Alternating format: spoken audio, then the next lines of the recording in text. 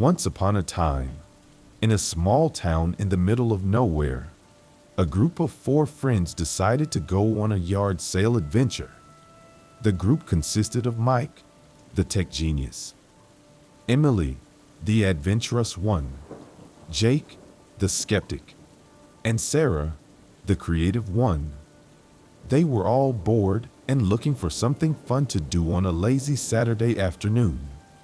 As they walked through the cluttered yard sale, they came across an old video game console that caught Mike's attention. He examined it carefully and discovered it was a rare console from the 1980s. Mike excitedly told the group that it was a gem, and he couldn't believe it was only $10. Emily was intrigued and suggested they all pitch in to buy it. The group agreed, and they left with the console in their possession. As they walked back to their apartment, Sarah noticed the console had a small label that read "The Cursed Video Game Console." Jake rolled his eyes and said it was probably just a silly superstition. But Sarah was uneasy and whispered to Emily that they shouldn't ignore the label. Mike, on the other hand, couldn't wait to try out the console. He plugged it into the TV and put in one of the games that came with it. It was an old-fashioned game with pixelated graphics and a retro soundtrack. The group gathered around the TV and watched as Mike played the game. It was surprisingly fun, and they all took turns playing different games from the console's collection. As they played, Sarah noticed that the games were getting progressively darker and more twisted. They went from innocent games like Pac-Man to more sinister games like Mortal Kombat.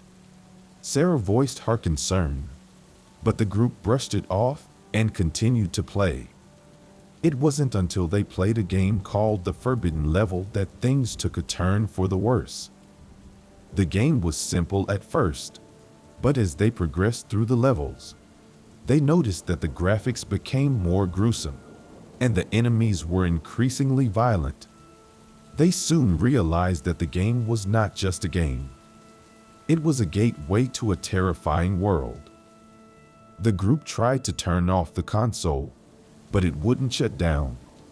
The TV screen flickered, and they saw a dark figure appear on the screen. It spoke to them in a distorted voice, warning them to stop playing the game. They didn't listen, and they continued to play, unaware of the dangers that lay ahead. The next morning, they woke up to a strange sound coming from the living room. As they walked towards the noise, they saw the TV screen was on, but it wasn't displaying anything. Suddenly, they heard a chilling voice coming from the TV, calling out their names. The group was petrified, and they tried to unplug the console, but it wouldn't budge. The console had become possessed, and they were trapped in its grasp. The group tried to reason with the console, but it wouldn't respond. It seemed to have a life of its own, and it was determined to keep them under its spell. Over the next few days, the group experienced strange occurrences in their apartment. They would wake up to find their possessions moved or damaged, and they heard eerie noises coming from the living room. They knew they had to get rid of the console, but they couldn't figure out how. One day, Sarah decided to do some research on the console. She discovered that it had belonged to a man named Jonathan, who had committed suicide after playing one of the games on the console. According to the reports, Jonathan had become obsessed with the game and had started seeing things that weren't there. He had become increasingly erratic and paranoid, and he ultimately took his own life. The group was horrified by the revelation and realized that they had to act fast. They couldn't keep the console in their apartment any longer.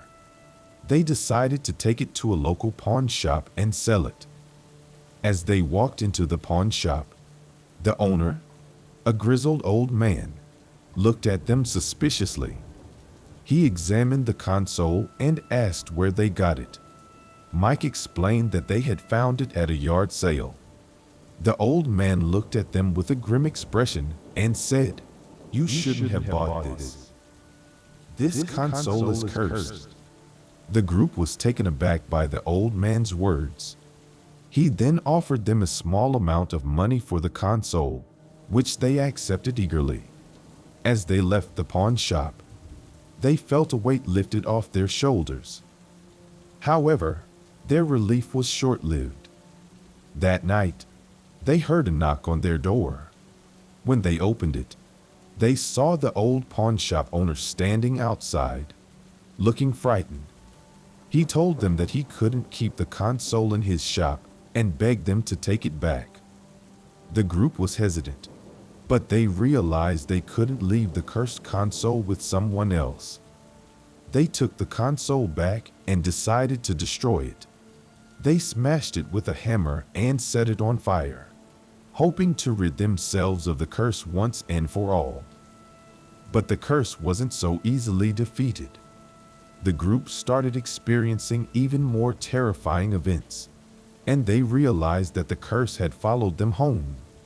They were trapped in a nightmare, and there seemed to be no way out. One night, as they huddled together in fear, they heard a knock on the door. When they opened it, they saw a mysterious figure standing outside. The figure was shrouded in darkness, and they couldn't make out any features. It spoke to them in a chilling voice, warning them that they had not seen the last of the curse.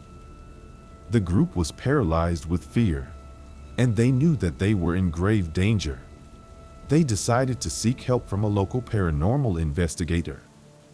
The investigator examined their apartment and confirmed that it was indeed haunted by an evil force.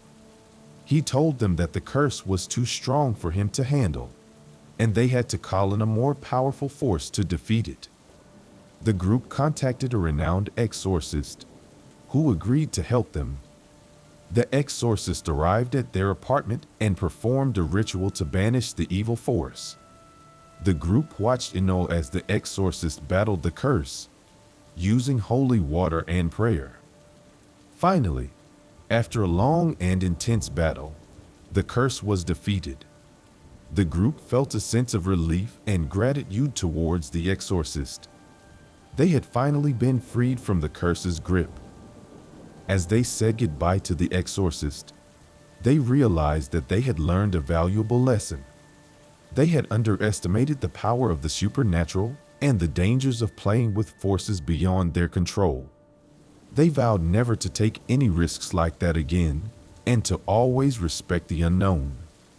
They knew that they had narrowly escaped a fate worse than death, and they were grateful to be alive.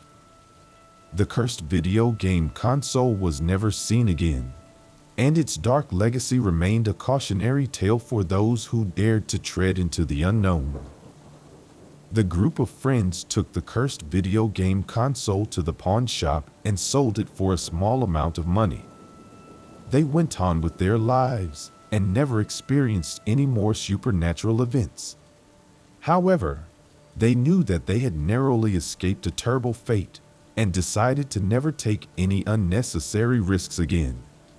They also warned others about the dangers of playing with unknown and potentially cursed objects. The cursed video game console was never seen again, and the group of friends lived the rest of their lives free from the curse's grip.